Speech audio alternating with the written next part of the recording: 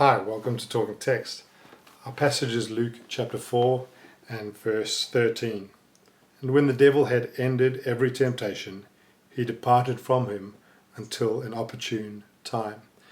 Here we see the conclusion of the story of the temptation of Jesus, where we've seen the sufficiency of Jesus in overcoming temptation.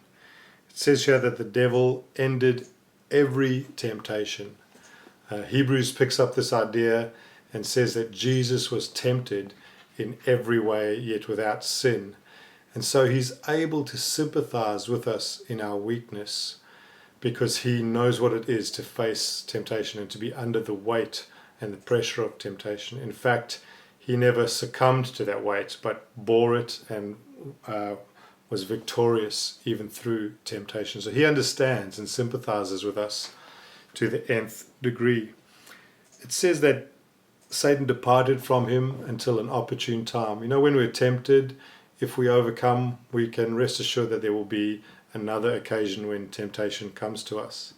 For Jesus, this was particularly in the Garden of Gethsemane, where he was facing the cross and the temptation to not go there, as you can imagine. But he proved himself faithful again, and he said, "Father, let your will be done, not mine." And Jesus overcame again the temptation. You know, perhaps in your life there are opportune times when temptation comes. They can often be in times of busyness where we're tempted to take shortcuts or do things quickly or take our own way there. Perhaps in times of tiredness where we might seek out pleasure in other way or joy from other sources.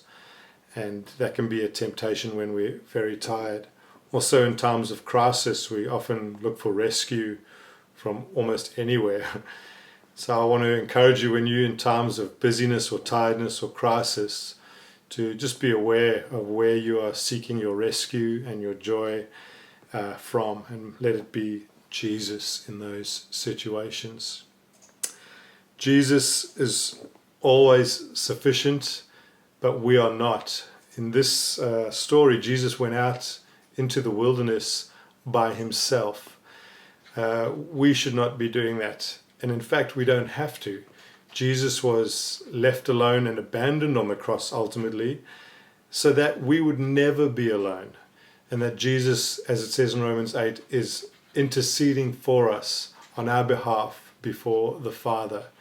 And so because of Jesus, we never go into the wilderness alone. So I'd love you to take courage from knowing that Jesus is always with us. And even our brothers and sisters in Christ can come around us in times of temptation. Never go into the wilderness alone. One, because you know you have Jesus, so you aren't alone. But two, it's wise and helpful to get help from others and include others in a time of struggle, in times of busyness or temptation, when we are tempted to go in other directions. And so I want to encourage you to remember the sufficiency of Jesus. He is always with you, and to rely on others as well to help you in times of trouble and times of temptation. Thanks for letting the text talk.